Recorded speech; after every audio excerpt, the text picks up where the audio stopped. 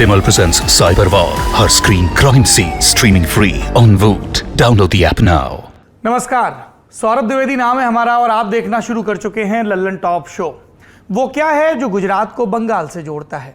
एक तो बड़ी स्वाभाविक सी बात कि दोनों हमारे देश भारत के अलग अलग राज्य हैं, लेकिन भारतीय जनता पार्टी के लिहाज से देखा जाए तो गुजरात उनका सिटल यानी कि मजबूत लगभग अभेद्य दुर्ग है और बंगाल वो किला है जहां पर परचम फहराने की वो हसरत रखते हैं।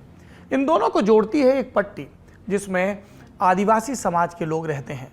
गुजरात, राजस्थान, मध्य प्रदेश, झारखंड, छत्तीसगढ़, ओडिशा और बंगाल का कुछ हिस्सा। इस पर बात क्यों हो रही है? क्योंकि बीती रात जब आपने कल का लल्लन टॉप शो देखा उसके बाद भारतीय जनता पार्टी के राष्ट्रीय अध्यक्ष जेपी नड्डा ने राष्ट्रपति पद के लिए भारतीय जनता पार्टी के उम्मीदवार का ऐलान किया। ओडिशा से आने वाली आदिवासी समाज से आने वाली महिला द्रौपदी मुर्मू का नाम और दूसरा नाम यशवंत सिन्हा का पूर्व भाजपा नेता, जिन्हें विपक्ष ने खासतौर पर कांग्रेस और टीएमसी जैसे दलों ने अपना उम्मीदवार बनाया। तो आज हम लल्लन टॉप शो में बीजेपी के इस दांव के पीछे की राजनीति पर विस्तार से बात करेंगे। क्या हासिल करना चाहता है सत्तारूढ़ दल?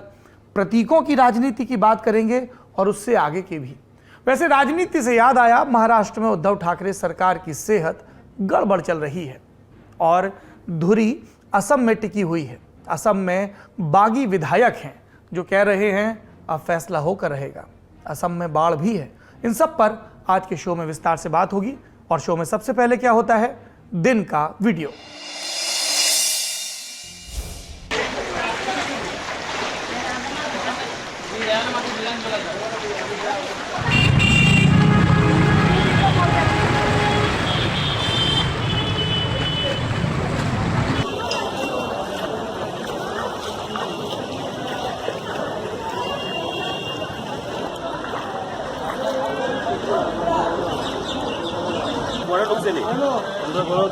दुखছে না সিঁড়ি ডুবে নিচ্ছে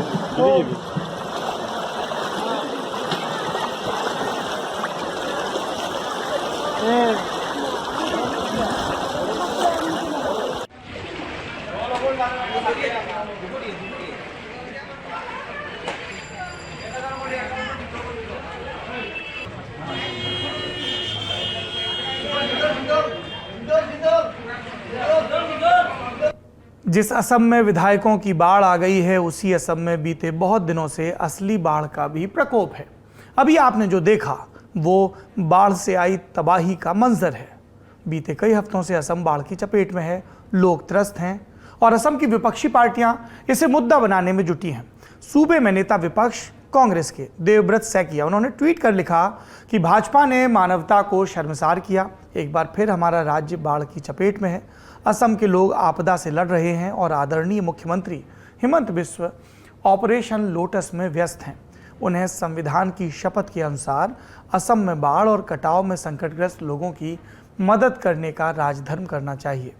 असम में टीएमसी की नेता सुष्मिता देव ने भी सैकिया की तरह ही मुख्यमंत्री को असम पर फोकस करने की सलाह दी और मुख्यमंत्री, उन्होंने कहा विधायकों की आमद से राज्य में पर्यटन बढ़ रहा है, राज्य की कमाई बढ़ रही है और बाढ़ से निपटने के लिए भी राज्य को संसाधनों की जरूरत है, तो इसमें विरोधाभास कहां है? वैसे राजनीति से इतर असम में बाढ़ एक गंभीर मुद्दा है जिस पर ध्यान देने की सख्त जरूरत है। कछार, करीमगंज, बारपेटा, दरांग आदि कुल 33 जिले हैं जो बाढ़ से प्रभावित हैं। इन जिलों में बाढ़ से प्रभावित लोगों की संख्या 55 लाख के पार जा चुकी है। Assam state disaster management authority के मुताबिक बीते 24 घंटों में 7 लोगों की मृत्यु हो चुकी है और अब तक हुई कुल मौतों का आंकड़ा 80 के पार जा चुका है। 33 लाख से ज़्यादा मवेशी बाढ़ से प्रभावित हैं, जिनमें करीब 6000 से ज़्यादा जानवर बाढ़ के साथ बह गए हैं। हालात को देखते हुए एनडीआरएफ के साथ सेना की 15 टीमें राहत और बचाव के कार्य में जुटी हैं। इन टीमों ने अभी तक 5000 से ज़्यादा लोगों को रेस्क्यू किया है। अब सवाल ये कि असम में हर साल बाढ़ आती क्यों है? इसके पीछे सबसे बड़ा कारण है ब्रह्मपुत्र नदी, जिसे असम का वरदान और अभिशाप दोनों कहा जाता है। तिब्बत, भूटान, भारत और बांग्लादेश में बहने वाली ब्रह्मपुत्र नदी असम को 2 हिस्सों में बांटती है। एक समय ऐसा था जब असम के लोग पहली बार आई बाढ़ से खुश होते थे क्योंकि इससे भूमि उपजाऊ होती थी, लेकिन अब हालात बदल चुके हैं। ग्लेशियर्स के पिघलने के कारण ब्रह्मपुत्र में हर साल पानी की मात्रा बढ़ती जा रही है और नदी के किनारों पर कटाव भी बढ़ता जा रहा है। इसी का नतीजा है कि 2006 तक ब्रह्मपुत्र नदी का विस्तार 6080 वर्ग किलोमीटर पर आ गया। असम सरकार के मुताबिक 1912 से 1928 के बीच जब सर्वे हुआ था तब ब्रह्मपुत्र नदी का विस्तार 3870 वर्ग किलोमीटर में था, यानी बीते 100 बरस में ब्रह्मपुत्र का कवर एरिया दोगुने से भी ज्यादा हो गया। कमोबेश यही हाल असम की दूसरी बड़ी नदी बराक और 48 छोटी बड़ी सहायक नदियों का भी है। इस वजह से बाढ़ की त्रासदी बढ़ती जा रही है।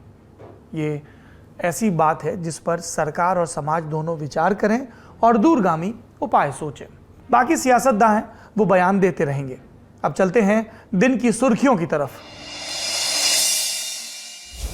पहली सुर्खी हरियाणा से है, जहां के नगरीय निकाय चुनाव के नतीजे आ गए। भारतीय जनता पार्टी ने बड़ी जीत हासिल की, पर लोगों ने ध्यान दिलाया कि चैलेंजर बनकर उभर रही आम आदमी पार्टी ने भी अपना खाता खोल लिया। 19 जून को हरियाणा में 28 नगर पालिका और 18 नगर परिषद के चुनाव संपन्न हुए थे। आज सुबह से इन चुनाव के नतीजे आने शुरू हुए। बीजेपी और जेजेपी के गठबंधन ने शानदार प्रदर्शन करते हुए 25 सीटों पर कब्जा जमाया। बीजेपी को 22 तो जेजेपी को 3 सीटें हासिल हुई।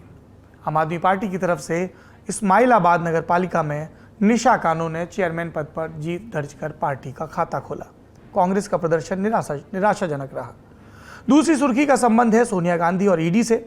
कोरोना के चलते अस्पताल से डिस्चार्ज होने के बाद ऐसा माना जा रहा था कि अब ईडी सोनिया गांधी से पूछताछ कर सकती है। इस पूछताछ के लिए 23 जून की तारीख तय हुई थी, लेकिन अब सोनिया गांधी ने नेशनल हेराल्ड मामले में पेश होने के लिए ईडी से अतिरिक्त समय की मांग की है। इस बारे में जानकारी देते हुए कांग्रेस नेता जयराम रमेश ने ट्वीट किया। उन्होंने लिखा, श्रीमती सोनिया गांधी ने आज ईडी को पत्र लिखकर उनके पूरी तरह से ठीक होने तक अगले कुछ हफ्तों के लिए उनकी उपस्थिति को स्थगित करने का अनुरोध किया है।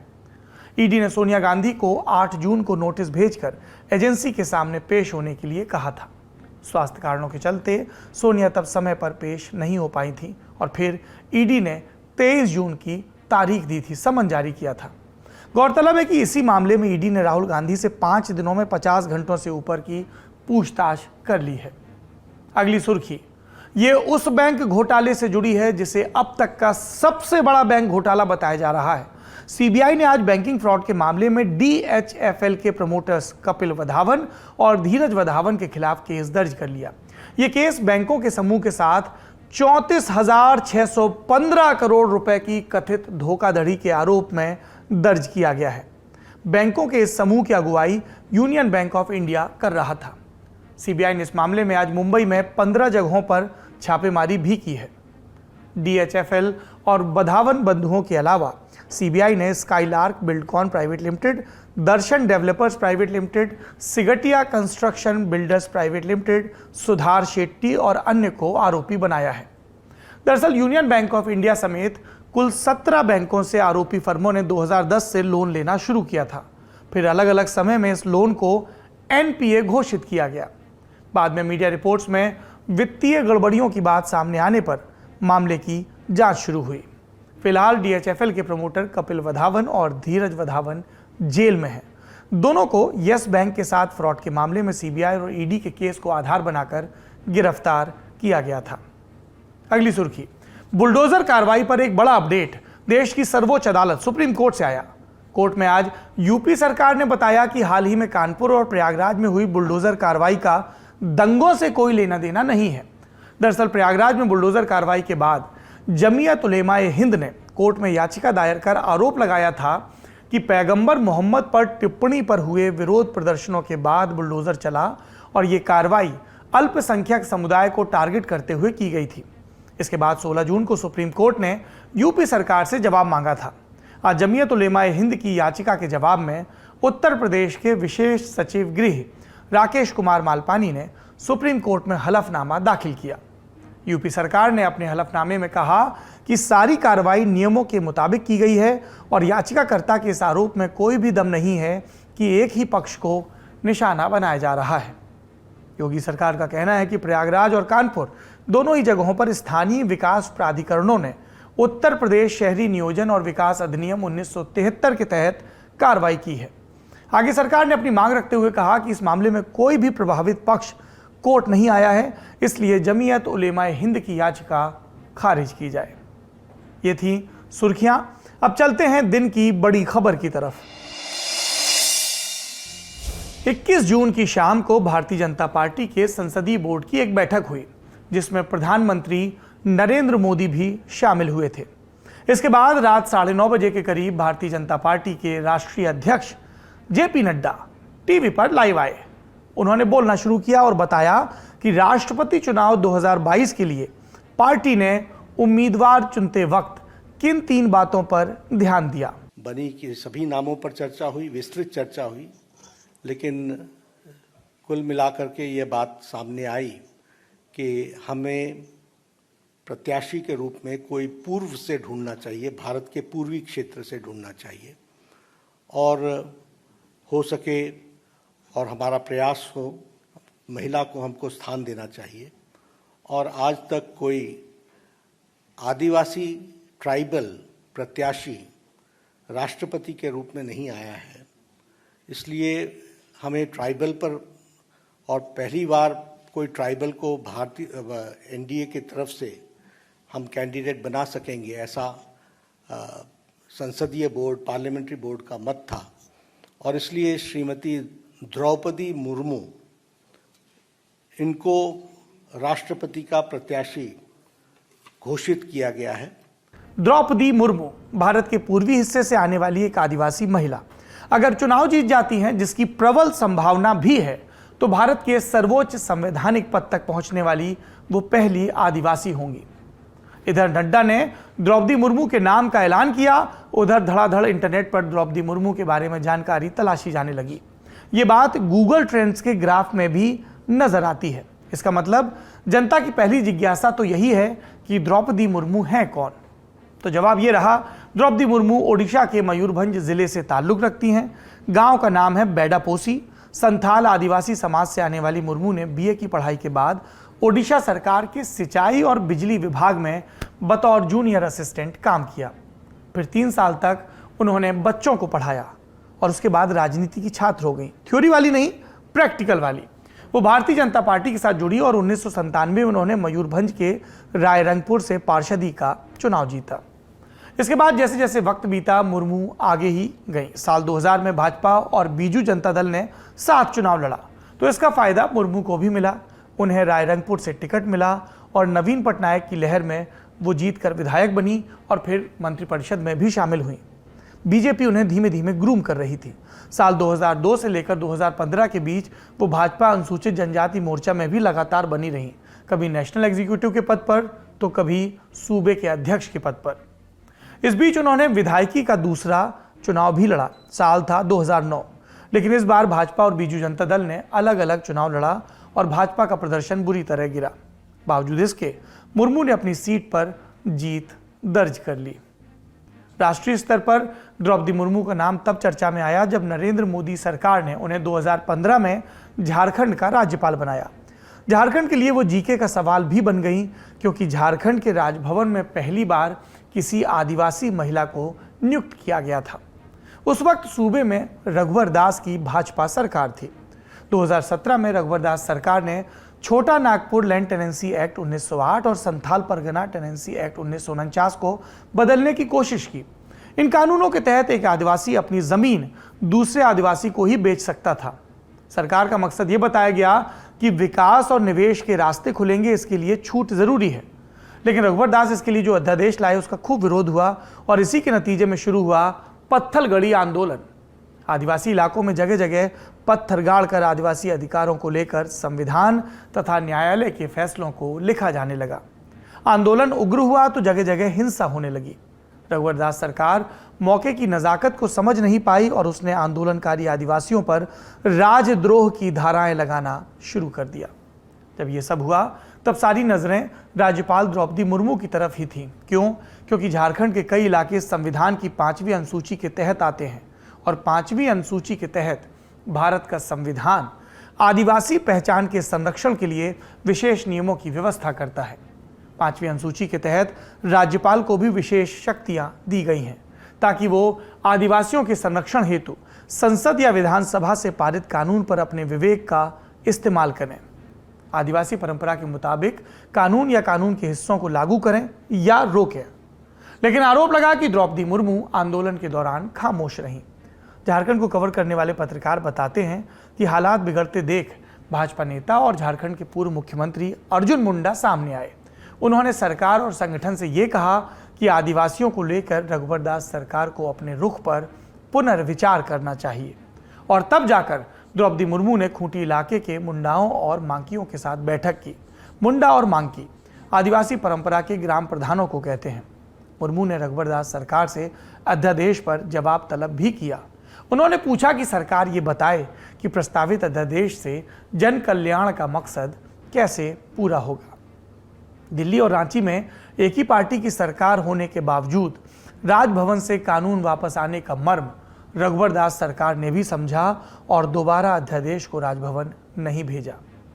इस वाक़ये के बाद भी समय समय पर मुर्मू ने आदिवासी समाज को राजभवन में दावत दी और उनकी चिंताओं को सुना। रघुवर दास के बाद झारखंड के मुख्यमंत्री बने झारखंड मुक्ति मोर्चा के हेमंत सोरेन और तब राजभवन और मुख्यमंत्री कार्यालय के बीच संबंध तेजी से बेहतर हुए। सोरेन और मुर्मू दोनों संथाल हैं और दोनों के बीच अच्छे संबंध हैं। सोरेन उन्हें आदरपूर्वक फुआ यानी बुआ भी कह देते हैं।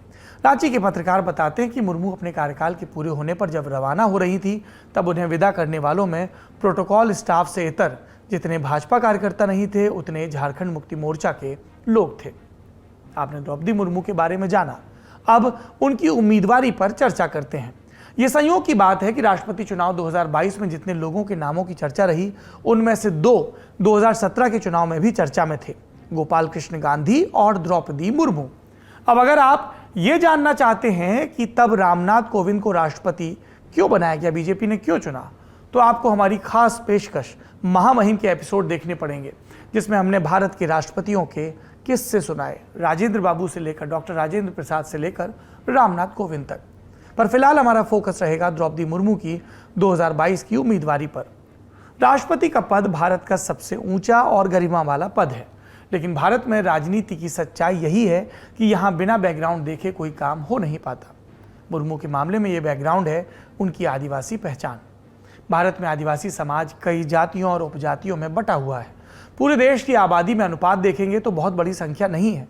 2011 की जनसंख्या के अनुसार देश में 8.6% नागरिक आदिवासी थे, लेकिन अगर भारत के नक्शे को आप मैग्नीफाइंग लेंस के नीचे रखेंगे तो आपको अलग आंकड़े नजर आएंगे। कुछ राज्य हैं जहां आदिवासी जनसंख्या ज़्यादा है।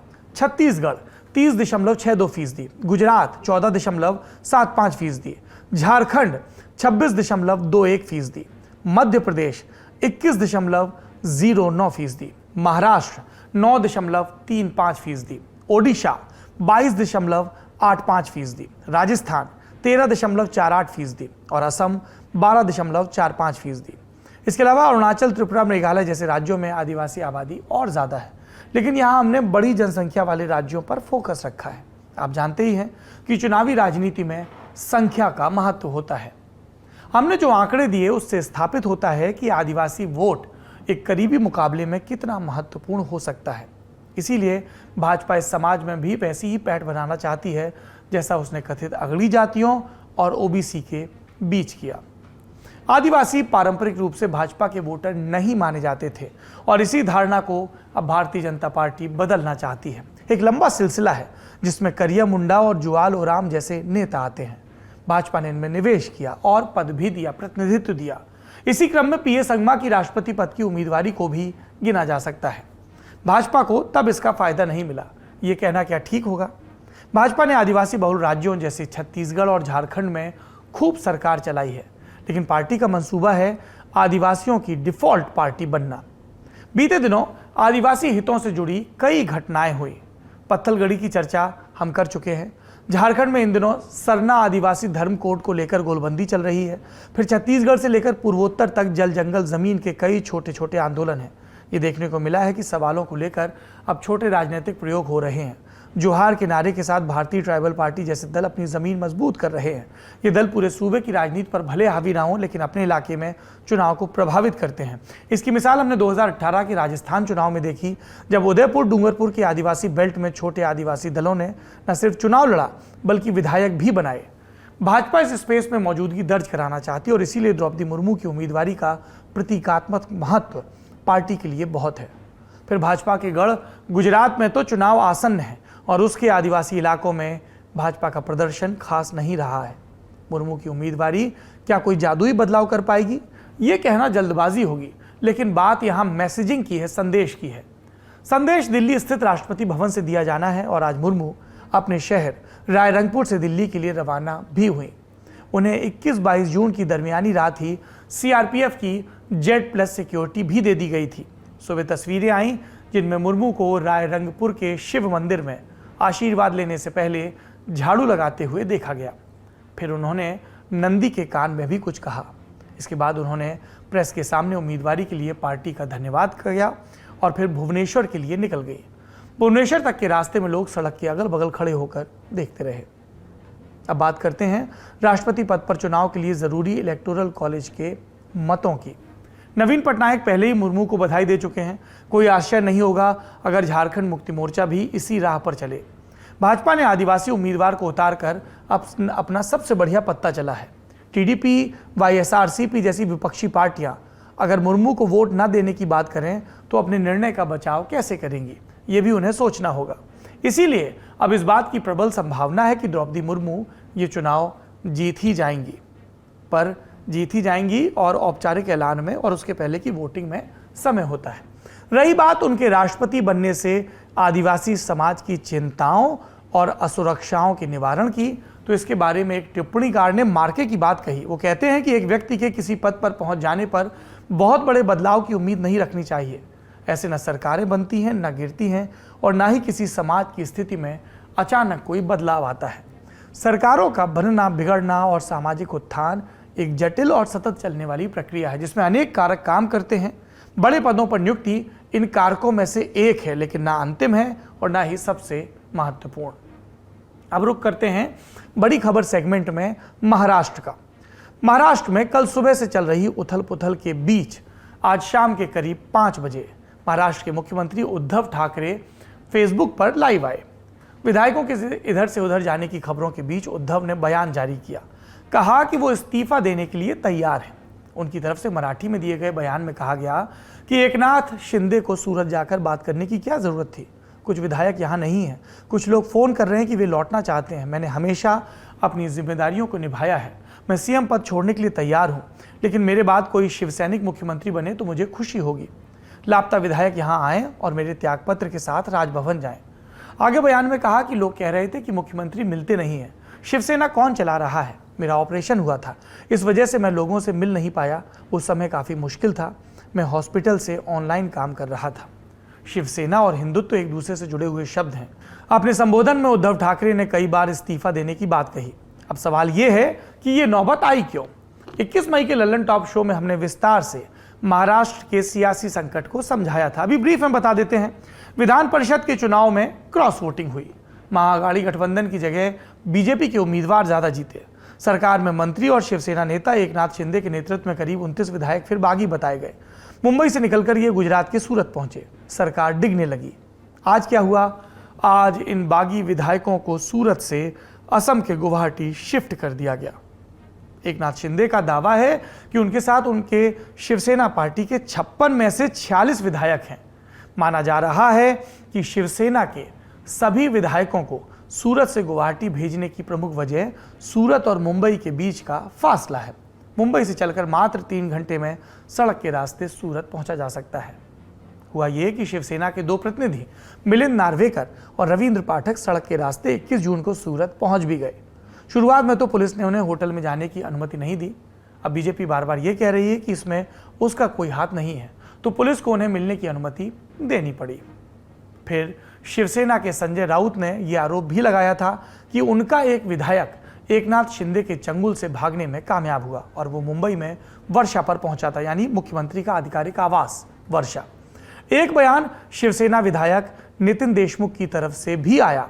उन्होंने मीडिया से बात करते हुए कहा कि मैं उद्धव ठाकरे के साथ हूं।